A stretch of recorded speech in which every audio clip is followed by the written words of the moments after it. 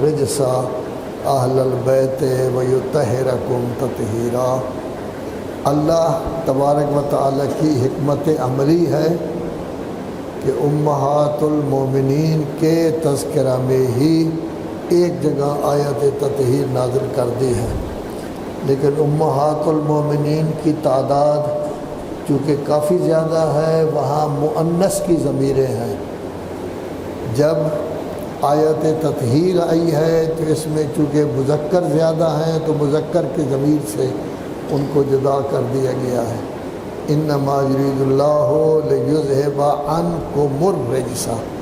اگر ان کنہ کہا جاتا تمام امہات المومنین آ جاتی، تو آیت کو ہر شخص مانتا ہے کہ اسی طرح نازل ہوئی ہے،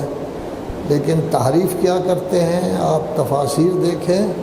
فوراً تذکرہ کرتے ہوئے کہیں کہ امہات المومنین شامل ہیں، کبھی کہیں گے فلاں ام المومنین کے گھر میں، کبھی کہیں گے، حالانکہ وہاں صرف ام سلمہ تھی۔ تمام کتب میں یہ روایت موجود ہے، اور انہوں نے بھی آنے کی کوشش کی تو حضرت نے ارشاد فرمایا انک علی خیر، جیسے یہ 14 اگست کو تمغے وغیرہ دیے گئے ہیں نا، یہ بہت بڑا تمغہ ہے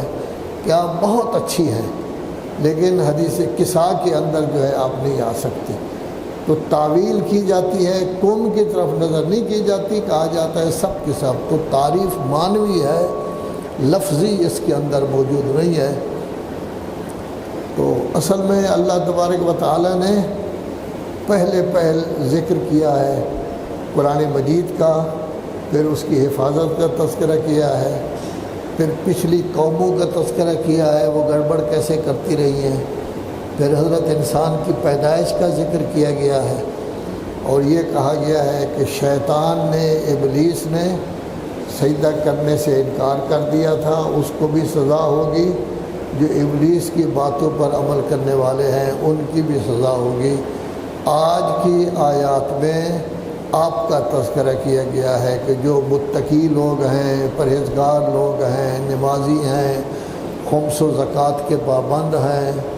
ہمیشہ سچ بولتے ہیں، جھوٹ نہیں بولتے، امانت داری کا ہمیشہ خیال کرتے ہیں، اگر کوئی بات ان کے سامنے کہی جائے کہ آپ یہ کسی کو نہ بتائیں تو یہ امانت ہے، وہ کبھی کسی کو نہیں بتاتے۔